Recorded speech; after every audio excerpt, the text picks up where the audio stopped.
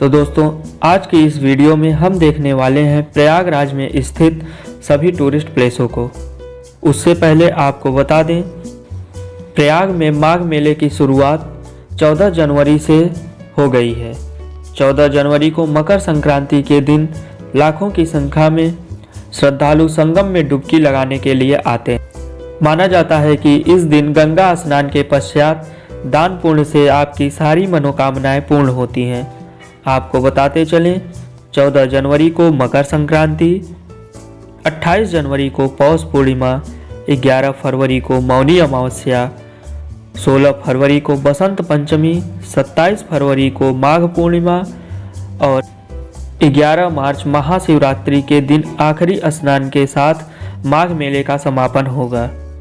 तो दोस्तों, अगर आप प्रयाग रेल मार्ग से आते हैं तो प्रयागराज जंक्शन से करीबन 500 मीटर की दूरी पर स्थित है खुसरो बाग। यह एक ऐतिहासिक बाग है जहां पर जहांगीर के बेटे खुसरो और सुल्ताना बेगम के मकबरे स्थित हैं। चार दीवारी के भीतर बने मकबरे मुगल वास्तुकला के बेहतरीन उदाहरण हैं। यहीं पर खुसरो की बहन निसार बेगम का भी मकबरा है। इन तीनों मकबरों में सबसे ज़्यादा खूबसूरत यही मकबरा है। इसके बाद आगे बढ़ते हैं तो हम पहुंच जाते हैं प्रयागराज के एक ऐसे स्थान पर जो कि चकाचौंध से भरा हुआ है। हम बात कर रहे हैं सिविल लाइंस की। यहाँ पर आपको तमाम प्रकार के लग्जरी होटल, शॉपिंग के लिए मॉल जैसे कि पीवीआर, बिग बाजार और भी तमाम प्रकार के बड़े बड़े शोरूम मिल जाते हैं। अगर आप खाने पीने के शौकीन हैं तो यहीं पर आपको मैकडॉनल्ड, पिज़्ज़ा हट और भी कई सारे छोटे बड़े होटल मिल जाते हैं। सिविल लाइंस से थोड़ी ही दूरी पर आगे बढ़ने पर हम पहुंच जाते हैं हनुमान मंदिर चौराहे पर। यहीं पर हनुमान जी का बहुत ही दिव्य मंदिर स्थित है।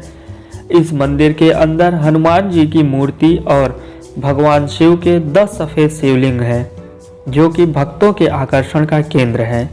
यहाँ पर शिवरात्रि के समय ढेर सारे भक्त पूजा के लिए आते हैं। इसी मंदिर से थोड़ी ही दूरी पर स्थित है एक और दिव्य स्थल जिसे हम चंद्रशेखर पार्क के नाम से जानते हैं। इस पार्क को अल्फ्रेड पार्क और कंपनी गार्डन के नाम से भी जाना जाता है। यह स्थान दिव्य इसलिए है क्योंकि यहाँ पर हमारे महान क्रांतिकारी अमर शहीद चंद्रशेखर जी की मूर्ति स्थापित है। यह मूर्ति उसी स्थान पर है जहां पर चंद्रशेखर जी ने अंग्रेजों से लड़ते हुए अपनी आखिरी गोली से खुद को मारकर हमेशा के लिए अमर हो गए। इसी पार्क में इलाहाबाद संग्रहालय है जहां पर चंद्रशेखर जी की रखी हुई पिस्तौल पर्यटकों के लिए आकर्षण का केंद्र होता है। इसी पार्क में स्थित है पब्लिक लाइब्रेरी जो कि उत्तर प्रदेश की सबसे बड़ी लाइब्रेरी है। इस लाइब्रेरी की स्थापना सन 1864 ईस्वी में की गई थी। इसे हम थ्रोन हिल स्मारक के नाम से भी जानते हैं। इस पुस्तकालय में लगभग 1,25,000 से ज़्यादा पुस्तकें हैं। ब्रिटिश राज में जब इलाहाबाद राजधानी हुआ करती थी उस समय इसे विधानसभा के रूप में प्रयोग किया जाता था। 1906 में जेम्स डिक्स ने रानी विक्टोरिया की विशाल प्रतिमा इटालियन लाइम स्टोन से बनवाकर इसी पार्क में स्थापित करवाया था।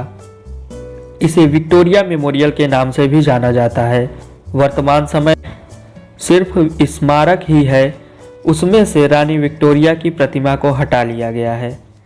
इसी पार्क में मदन मोहन मालवीय स्टेडियम भी है जो कि उत्तर प्रदेश का सबसे बड़ा स्टेडियम है। यहाँ पर क्रिकेट, हॉकी और भी कई प्रकार के खेलों का आयोजन किया जाता है।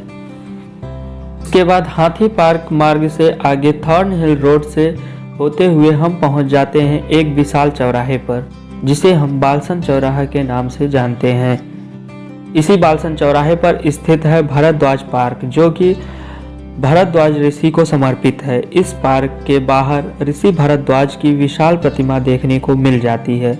इस पार्क के भीतर तमाम प्रकार के छोटे बड़े लुभावने स्थान बनाए गए हैं जिन्हें देखने के लिए लोग उनकी ओर आकर्षित हो जाते हैं। दोस्तों, इसी मार्ग पर आगे बढ़ते हुए आपको फ्लाईओवर्स और दीवालों की पेंटिंग्स आपके मन को प्रसन्नचित बनाने के लिए काफ़ी हैं। इसी रास्ते से आगे बढ़ते हुए आप पहुंच जाते हैं प्रयागराज के मुख्य आकर्षण के केंद्र पर, जिसे हम त्रिवेणी या संगम के नाम से जानते हैं। इसी त्रिवेणी संगम में हर वर्ष करोड़ों श्रद्धालु डुबकी लगाते हैं। संगम में डुबकी लगाने के बाद सभी श्रद्धालु पहुंच जाते हैं श्री बड़े हनुमान जी के दर्शन करने। हम इन्हें बंधुआ हनुमान जी या लेटे हुए हनुमान जी के नाम से जानते हैं। हनुमान जी की लेटी हुई प्रतिमा पूरे विश्व में आपको यहीं देखने को मिलती है। इनकी लेटी हुई प्रतिमा लोगों के आकर्षण का केंद्र है। बड़े हनुमान जी के दर्शन के बाद लोग वहीं से लगभग 3 किलोमीटर की दूरी पर दारागंज मार्ग पर स्थित अलोप शंकरी देवी के दर्शन के लिए जाते हैं। मान्यता है कि यहीं पर मां सती के हाथ का पंजा गिरकर एक कुंड में लुप्त हो गया था, इसीलिए यहाँ पर कोई मूर्ति नहीं है, बल्कि मूर्ति के स्थान पर एक झूला है, उसी की पूजा की जाती है। यहीं से लगभग 3 से 4 किलोमीटर की दूरी पर नागों के राजा नागवासुकी का मंदिर स्थित है। मान्यता है कि अगर आप प्रयाग आए और भगवान नागवासुकी के दर्शन नहीं किए तो आपका प्रयाग आना सफल नहीं होता है। एक कथा ऐसी भी है कि मुगल कालीन शासक औरंगजेब भारत के अनेक मंदिरों को तोड़वा रहा था, तब वह स्वयं नागवासुकी मंदिर को तोड़ने के लिए प्रयाग पहुंचा। कहा जाता है कि जैसे ही उसने गंगा तट से मंदिर के अंदर प्रवेश किया, वह थर थर कांपने लगा और जैसे ही उसने तलवार निकाला, भगवान नागवासुकी विशाल भव्य स्वरूप प्रकट हुआ। यह देखकर वह बेहोश हो गया। नागवासुकी के दर्शन के बाद प्रयाग के रखवाले भगवान श्री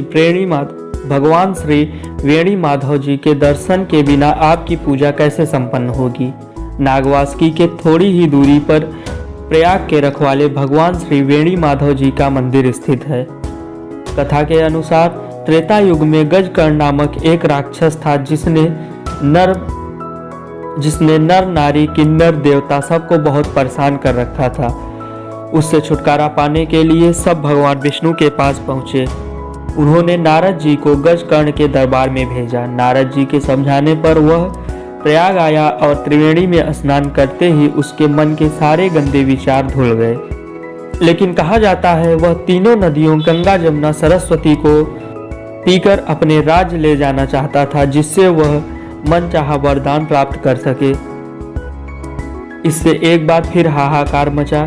सब लोग भगवान विष्णु के पास पहुंचे और बोले, प्रभु हमारी नदियों, हमारी माताओं को बचाइए। सबकी पुकार सुनकर भगवान विष्णु 3 दिन तक गजकर्ण से युद्ध करते रहे और तीनों नदियों को उससे मुक्त कराया। कहा जाता है कि जब भगवान विष्णु जाने लगे, तब प्रयागराज की प्रार्थना सुनकर प्रयाग नगरी की रक्षा करने के लिए वेणी माधव के रूप में प्रयाग में ही रह गए। तो दोस्तों, इस छोटी सी वीडियो में हमने आपको पूरे प्रयागराज में घुमाने का प्रयास किया।